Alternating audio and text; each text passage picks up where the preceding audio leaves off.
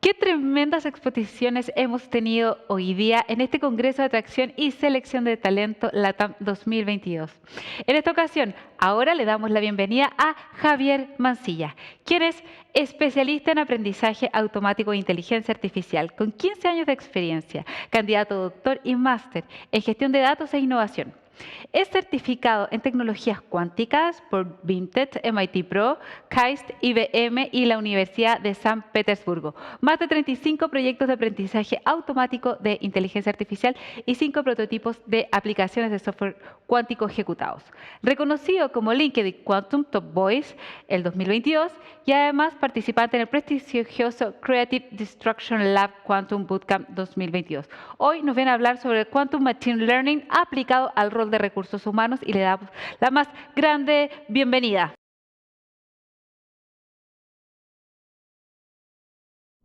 Muchas gracias, Carmen Luz, por la presentación y obviamente la invitación en general a participar de este prestigioso Congreso de Atracción y Selección de la Red de Recursos Humanos. Y bueno, mi idea ahora es exponerles acerca de la relevancia y el impacto que puede tener la computación cuántica, que parece algo ya extraño, ¿cierto?, para el ámbito de los recursos humanos. Particularmente ya Carmen Luz me presentó, pero simplemente hacer resaltar algunos puntos que pueden ser importantes. Primero, bueno, yo estoy participando de varias iniciativas de Quantum Computing. Actualmente me encuentro en Barcelona, desarrollando proyectos de computación cuántica y Quantum Machine Learning específicamente. Obviamente tengo algunas certificaciones, los últimos 3 años principalmente, llevo más o menos 6, 7 años dedicado al Machine Learning y los últimos 4 a la cuántica. Y he realizado varios proyectos tanto de Machine Learning como ahora último prototipos de computación cuántica que pueden llegar a ser relevantes e interesantes en el muy corto plazo. Y por otro lado, me enorgullece bastante también decir que estoy colaborando con iniciativas de la construcción de algunos computadores cuánticos, particularmente en Francia, que va a ser el primer computador cuántico público que van a construir sobre algo que se denomina Cold Atoms. Ahí les voy a ir contando más detalles. Pero partamos por algo bastante más simple y más de raíz, que es la computación cuántica. ¿A qué se refiere? ¿A qué apunta? ¿Cuáles son los beneficios? ¿Por qué estamos hablando de computación cuántica en un congreso de recursos humanos? Cuando hablamos de computación cuántica, muchos se sienten así, con esta imagen de Rick and Morty, digamos, pasando de dimensiones. Muchos han escuchado, muchas han escuchado en medios escritos, medios de prensa, televisión, radio, etcétera. Cuando se habla de la computación cuántica, se habla de algo medio misterioso, multiverso, cosas que son bastante poco claras y muchas se deben al hype, digamos, esta burbuja que algunas personas o algunos medios generan sobre nuevas tendencias tecnológicas. Entonces, muchos se deben sentir así cuando hablamos de cosas como computación cuántica o temáticas como computación cuántica. Pero es mucho más real de lo que se imagina si uno va a lo concreto y se puede tangibilizar. Lo que ven en pantalla es un computador cuántico basado en superconductores, que básicamente es un gran refrigerador. Lo que ven ahí es un computador que a través de distintas fases llega a una temperatura final que está al final de este dispositivo, donde está el procesador, donde hay una temperatura de menos 270 grados Celsius, algo así como 15 milikelvin. Entonces, ¿qué es lo que hace eso? Es mantener un procesamiento cuántico aislado de cualquier intervención lo más posible. Obviamente hay alguna intervención del ambiente, pero lo menor posible para generar procesamientos que luego les voy a contar de qué se trata. Pues la computación cuántica es no más que una nueva versión de computadores, una nueva dimensión, un nuevo paradigma de cómputo que está basado en la física o la mecánica cuántica. Y desde esa perspectiva es que puede realizar operaciones muy distintas a las que los computadores clásicos realizan hoy. Alerta, obviamente, no es que estos computadores vayan a reemplazar la computación clásica, sino que por al menos unos 20, 30, 50, incluso más años, van a ser un muy buen complemento frente a casos específicos de uso que algunos de ustedes pueden ya tener en mente. Hacia el final de la presentación vamos a ver cómo casos que son más cotidianos pueden llegar incluso a tener cabida en la computación cuántica. Pero ¿cuáles son esas propiedades de la mecánica cuántica y la física cuántica de las cuales se puede tomar ventaja? Acá hay un experimento muy interesante que incluso después de esta presentación algunos pueden ir a indagar en internet, en YouTube, ver videos, que es el experimento de la doble rendija. Básicamente lo que descubrimos, o uno de los grandes descubrimientos históricos respecto a la física cuántica, es que las partículas, la física cuántica estudia las partículas subatómicas, los fotones, los iones, etcétera, que son parte de estos átomos, y que de alguna manera podemos controlar o visualizar o tratar de medir ciertos comportamientos. Y acá lo que se hizo es un experimento muy interesante. Y como ven acá en la imagen del medio, en la gráfica del medio, titulada como B, se ve que hay un envío de ciertas partículas, que eventualmente son electrones o algunas moléculas, etcétera, pero pongamos electrones en este caso, que pasan a través de dos rendijas. Y estas rendijas, cuando yo, imagínense que enviara yo pelotas de tenis a través de dos ventanas, pasan por estas dos ventanas y al final se marcan como dos columnas. Cuando yo dejo de observar, cuando yo dejo de mirar este experimento, porque lo estoy mirando, estoy viendo que se forman estas dos columnas, incluso en cada ventana, en cada rendija puedo poner un detector, es decir, una pelota pasa por un lado, la otra pasa por el otro. Y se forman estas dos columnas. Cuando yo dejo de observar, el comportamiento de esos mismos electrones es algo raro, porque al no observar, al no medir, lo que veo son múltiples columnas, como en el lado C, en la imagen C, que está a la derecha. Eso significa que, como sale incluso en el experimento A, se comportan como ondas y que esas ondas atraviesan, obviamente, estas dos rendijas e impactan en distintas partes del muro final, si se quiere, de este screen, de esta estructura final posterior a la doble rendija. Curioso, entonces, miro, tengo dos columnas, dos ventanas por donde pasan partículas y chocan al final. Cuando no miro, veo un efecto de waves, que se llama, de ondas. Entonces, podemos aprovecharnos de esas propiedades de las ondas para analizar y hacer algunos cómputos, que es un poco lo que voy a extrapolar en las próximas láminas.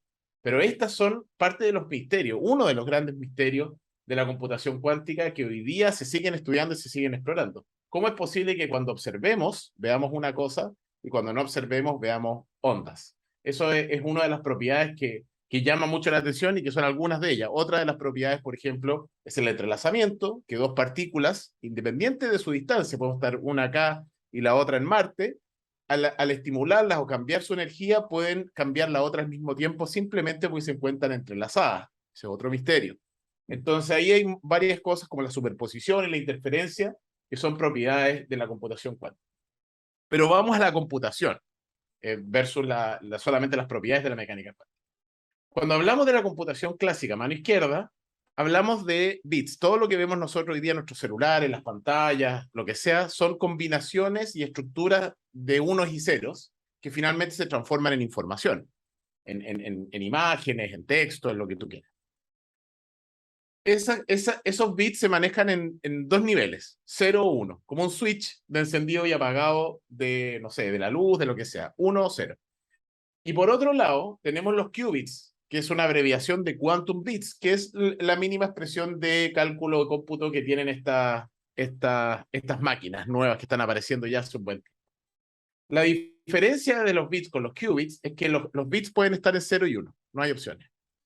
En los qubits puede estar en algún estado intermedio entre 0 y 1. Algunos dicen, lo pueden leer o ver en videos en YouTube o verlo en prensa o en algunos papers, que se habla de ambos estados a la vez.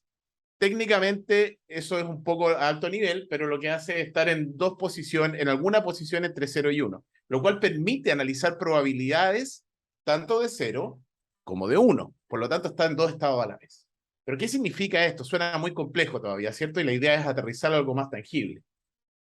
Comparemos las capacidades de cómputo que tienen 3 qubits versus 3 bits. Cuando yo tengo 3 bits y quiero analizar un estado posible, una combinación, pues recuerden que con 3 bits podemos tener 0, 1, 1, 1, 0, 0, 1, 1, 1, pueden haber muchas combinaciones. Pero con 3 bits puedo tener solamente un estado posible de análisis, que en este caso, en la imagen de la derecha, vemos 0, 1, 1. Aparentemente no hay más opciones y así lo es, no hay más opciones. Puedo analizar solo 0, 1 y tengo que volver a cambiar el estado de esos bits para analizar otro estado posible, que podría ser 1, 1 y así en adelante. Con los 3 qubits yo tengo la capacidad probabilística, ¿cierto?, de analizar 8 estados posibles a la vez, al mismo tiempo. Por lo tanto, cuando necesito hacer un cómputo de alta complejidad o de muchas variables o lo que sea, que lo voy a explicar también más adelante, me permite hacer muchos análisis al mismo tiempo. A diferencia de ir uno por uno los bits analizando sistemáticamente. Entonces ahí hay una propiedad que obviamente aquí vienen, todas esas propiedades que vimos antes, se traducen a este tipo de soluciones que ya están disponibles en la computación cuántica. ¿Qué otra cosa puede ser relevante o más matemática, pero súper entendible también? Como vimos en la lámina anterior, vemos la capacidad que tienen 8 qubits, o sea, 3 qubits, y así sucesivamente, cada vez tenemos más qubits, tenemos más capacidad de cómputo comparado con los bits. Si queremos hacer un paralelo, es decir, bueno, ¿qué pasa si analizo la comparación entre 20 qubits? ¿A cuántos bits equivale? Entendiendo que los qubits en su capacidad de análisis de estado son 2 elevado a la n, siendo n la cantidad de qubits que tengo disponible. Y fíjense ustedes que solo con 20 qubits podemos analizar lo equivalente a más de 1.000.000 de bits. Y si tenemos 300 qubits, probablemente un número que ahora no voy a poder describir, ¿cierto? Entonces, se dice que con 200, con 300 qubits podemos analizar más variables que los átomos visibles en el universo. Entonces, hay muchas cosas que se pueden realizar o explorar con este tipo de computación. Llevémoslo a algo más tangible, porque uno dice, bueno, pero ¿qué tipo de problemas puede ayudarme a resolver? De nuevo, porque estamos viendo esto en recursos humanos. Bueno, hay varias cosas que hoy día se pueden tangibilizar. Y uno de los casos es analizar, bueno, ¿qué pasa si yo tengo algunos comensales, algunos invitados que quiero distribuir, ubicar y hacer las combinaciones posibles en un salón, con mesas para cenar, lo que sea? Cuando tengo 2 personas, es muy fácil decir cuántas combinaciones tengo. Pueden estar en una posición o en la otra y cambiarse. Cuando tengo 5 personas, la cantidad y todas estas mesas disponibles, tengo 120 combinaciones totales para poder realizar. ¿Y qué pasa si tengo 10 personas? Tengo cerca de 3,5 millones, poco más de 3,5 millones de combinaciones posibles. O sea, es muy fácil llegar a este tipo de problemas. ¿Qué pasa, por ejemplo, con algo incluso más tangible? Tenemos $15, vamos a un lugar a cenar, nos atiende el garzón y nos dice, bueno, ¿qué quieres? Le dice, tengo $15 y necesito que me hagas la mejor combinación para esos $15.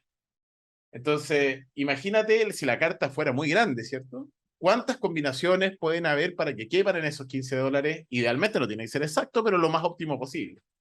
Obviamente el garzón ahí hace el comentario y dice, señor, tengo otras mesas que atender, no puedo estar acá analizando mucho tiempo. Bueno, estos problemas que parecen simples, que después uno los puede escalar, por ejemplo, a temas de logística, decir, bueno, ¿cuánto me demoro? ¿Cuál es la ruta más óptima para despachar algún producto o un grupo de productos que tiene que pasar por muchas partes a la vez? O sea, no a la vez, digamos, en secuencia, pero ¿cuál es la combinación que tiene que cumplir en ese día, o en esa semana, o en ese trayecto? No es trivial entender la mejor ruta, que implique algunos constraints, que se llaman algunas restricciones, combustible, no sé, por ejemplo, la capacidad de ordenar los paquetes para que quepan mejor además en algún container, en algún barco, cuál es la ruta que además puede ser más útil en términos de eficiencia de tiempo, bueno, un montón de elementos que hoy día son combinaciones que parecen fácil, pero son lo que se llama problemas NP, que son problemas de escalabilidad combinatoria muy complejos. Bueno, procesar estos volúmenes de información, dependiendo del caso, ¿cierto? Hay que ser muy específico. En computación clásica puede tomar, en simulaciones incluso moleculares y un montón de otras cosas por el estilo, puede tomar meses o años en ejecutarse. Y cuando hablamos de qubits, ¿cierto? Cuando hablamos de qubits, hablamos de hasta 30 qubits donde los computadores clásicos o los servidores clásicos pueden operar de manera razonable. Sobre 30 qubits entramos en una complejidad bastante mayor. Para que se entienda, hoy día en computadoras clásicas de uso a través de puertas lógicas, ¿cierto? Puertas lógicas cuánticas o computadores cuánticos universales, quien lleva el liderazgo es IBM, que tiene un computador de 127 qubits. Todavía se le llama una era noisy, una era ruidosa, porque todavía tienen esta decoherencia muy rápida o que de alguna manera no logran computar de manera perfecta todavía, teniendo ruido, por eso se refiere a NISQ era, la N de noisy. Entonces la idea es ir probando estos computadores y que mes a mes, año a año, están teniendo evoluciones brutales. Entonces, cuando uno compara estos procesos de computación cuántica con clásica, algunos de estos desafíos de problemas NP, etcétera, pueden tomar meses o años, en algunos casos. En la computación clásica, en la computación cuántica puede tomar algunos segundos o minutos. ¿Qué pasa con esta industria? ¿Por qué estoy hablando de esto? Bueno, yo estoy metido en esto hace varios años ya, con varios estudios y proyectos, algunos en curso, sobre todo acá en Europa, en Estados Unidos y particularmente en Brasil. Y bueno, esto está creciendo de manera exponencial. Esta es la tendencia de las inversiones privadas, particularmente en startups, que se está realizando en varias partes del mundo. Y se ve una escalabilidad entre el año 2018 y ahora brutal. De hecho, solamente comparando el 2021 con el 2020, se ve cómo la inversión privada ha básicamente duplicado de entre un año y el otro, llegando a más de 2.1 billones de dólares. Entonces, ¿qué implica esto? Bueno, algo está pasando. Algo está pasando que hay que hacerse cargo, hay que explorar, hay que preocuparse en términos positivos, ocuparse, diría yo, de esta tecnología que empieza a aparecer. Por otro lado, perdón, esta gráfica es sacada de McKinsey, por lo tanto hay una referencia sólida detrás, y esta otra gráfica pertenece a Gartner, donde dice que para el 2023, o sea, en un año más, el 20% de las organizaciones estarán presupuestando, analizando, explorando la computación cuántica, comparado con un 1% de hoy día. O sea, la escalabilidad no solamente está en la inversión en startups de computación cuántica, sino de inversión privada, sino que también está en el interés constante de algunas empresas que hoy día están o no metidas en machine learning, en inteligencia artificial, por dar el salto hacia la computación clásica y particularmente alguna de las ramas en las cuales puede ser útil para sus empresas. Bueno, entonces esto parece un poco más real de lo esperado. Partimos con Rick and Morty, con esta sensación de que estamos en un multiverso, una sensación rara, con este experimento de la doble rendija, y terminamos con casos súper concretos. Bueno, ¿cómo se puede utilizar esto para recursos humanos? ¿Por qué es relevante estar hablando de esto en esta y en otras industrias también? ¿Por qué esto es relevante para ustedes?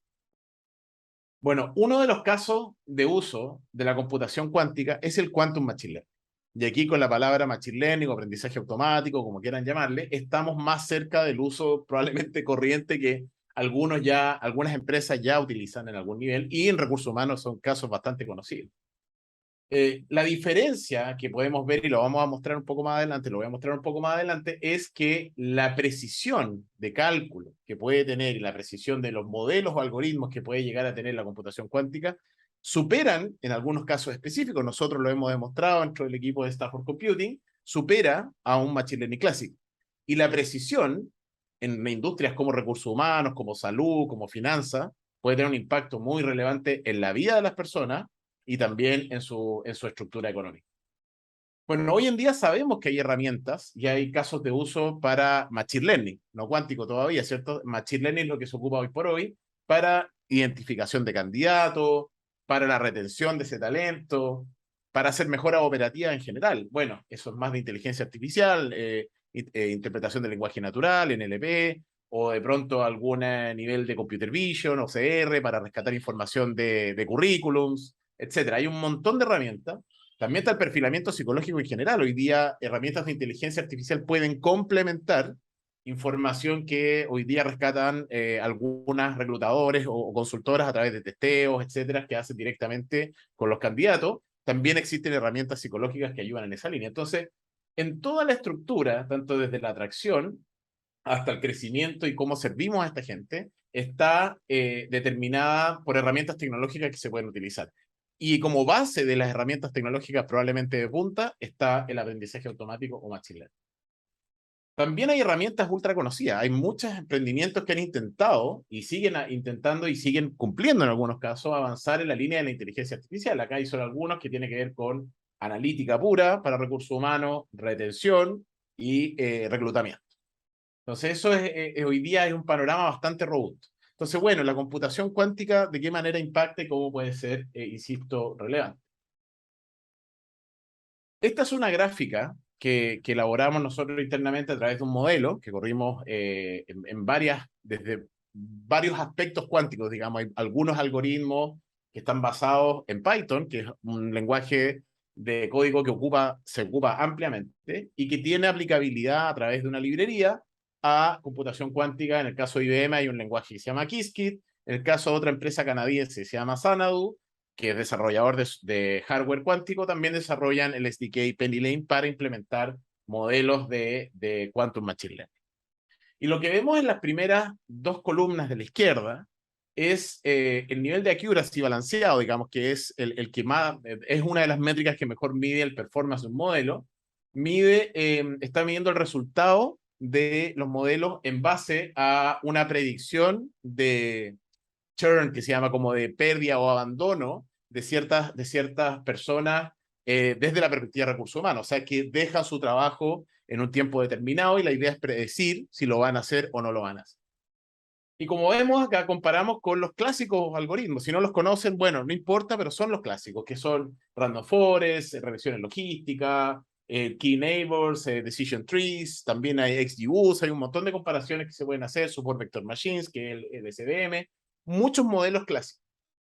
Y cuando acá hablamos de un incremento de 5 o 10% en la precisión de ese modelo, en la capacidad de dar una respuesta, una predicción, una probabilidad correcta, estamos hablando de que una persona pudiese ser aceptada o no, o que una persona puede tener más match o no con algún puesto de trabajo. O podemos hablar de que económicamente a esa persona le puede impactar su vida porque puede tener acceso a una remuneración distinta. O le puede beneficiar al empleador, entendiendo que esa persona va a permanecer mucho más si se le dan los incentivos correctos. Y todo el proceso de atracción y selección se vuelve bastante más optimizado. Entonces, la precisión acá, o la precisión en general de la industria del machine learning tiende a relativizarse. Bueno, nunca va a ser tan alta, siempre hay un margen de error, lo cual es correcto. Hablar de 99 o 100% de accuracy o perfección de los modelos de machine learning hoy por hoy es muy, muy difícil. Y si da algún 100% de precisión es porque hay algo raro en el modelo. Pero en la vida real, los datos generalmente proveen información suficiente a los modelos para que tengan, dependiendo de los casos, buen performance. Pero si se aplica computación cuántica, de nuevo, dependiendo del caso, del análisis respectivo, pudiese tener un incremento, no solamente ahora de 5 o 10%, dependiendo del caso, 3%, sino que además esta tecnología va evolucionando en el tiempo. Recuerden que está la inversión muy alta, mucho esfuerzo en avances tecnológicos de hardware, etcétera, que nos van a proveer de muchos beneficios a la computación cuántica en el futuro. Por eso, ese 20% de las empresas para el año 2023 o de las organizaciones van a apostar o ya están apostando por computación. Bueno, si aún estás incrédulo o incrédula y dices, bueno, pero a ver, ¿cómo esto de nuevo aplica para recursos humanos? Si cada uno de ustedes está probablemente metido en una consultora, están en un área de recursos humanos de sus empresas, están generando un startup al respecto, están invirtiendo, lo que sea, ya pueden imaginar hoy día, decir, bueno, ¿para qué casos puedo implementar Quantum Machine Learning? Hagamos el caso simplemente de decisiones binarias que tengo que predecir. Por ejemplo, ¿se queda o se va esta persona de la empresa? O este grupo de personas de la empresa.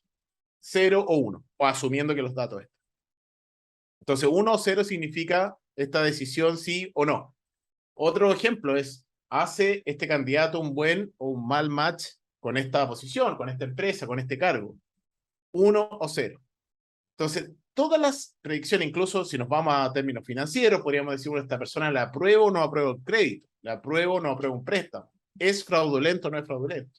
En caso de salud, esta persona puede tener esta enfermedad o no puede tener esta enfermedad dependiendo de su comportamiento o de su estructura, su resultado de exámenes obtenidos, por ejemplo. Bueno, así hay un montón de cosas que se pueden hacer y que pueden ser busteadas, pueden ser impulsadas desde la computación cuántica también.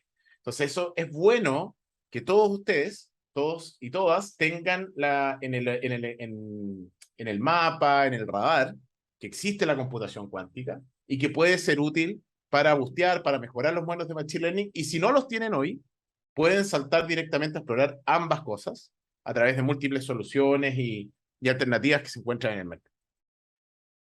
Y les traigo un bonus track, un beneficio adicional, porque cuando uno habla de computación cuántica, y uno podría hablar días de computación cuántica, uno siente que esto es lejano, que dice, bueno, ¿dónde están esos computadores? Es verdad, no son muchos, pero hay bastante. Hay varios proveedores, incluso se pueden acceder a través de AWS, IBM, Microsoft. Hay muchas empresas que hoy día ya los entrega de manera cloud, que se llama. Pero se puede acceder, se pueden ocupar, se pueden utilizar. ¿Puedo probarlo hoy día en la tarde o mañana en la mañana o lo que sea? Pues sí, se puede ocupar y gratuitamente. Ustedes pueden entrar a un portal que se llama IBM Quantum, hacerse una cuenta sin costo. No hay que ser técnico, un especialista, ni ser, no sé, un doctorado en física, o hay que ser un programador avanzado en Python, o ser un cientista de datos de 20 años de trayectoria. Sin conocimiento, ustedes pueden entrar a este portal, van a tener acceso a máquinas de entre 1 a 7 qubits, dependiendo si están disponibles, y pueden capacitarse brevemente, entrar a una parte que es un composer, digamos, un habilitador para que ustedes puedan jugar con algunas puertas lógicas en un circuito cuántico, y después de eso, darle play si se quiere ejecutar, y van a poder ejecutar sus circuitos cuánticos en un computador como el que viene acá a la derecha, que pertenece al System One, que es la primera generación más sólida y comercial, en este caso, de IBM. Así que esa fue la presentación, la motivación que quiero traspasarle respecto a la computación cuántica, y que entiendo que en recursos humanos, y ahí se pueden quedar pensando ustedes, pueden haber múltiples casos en donde uno dice, bueno, tal vez alguna vez me tenté o ya estoy ocupando Machine Learning, tal vez falta un paso adicional para empezar a prepararse para computación cuántica o simplemente desde hoy ejecutarla. Muchas gracias.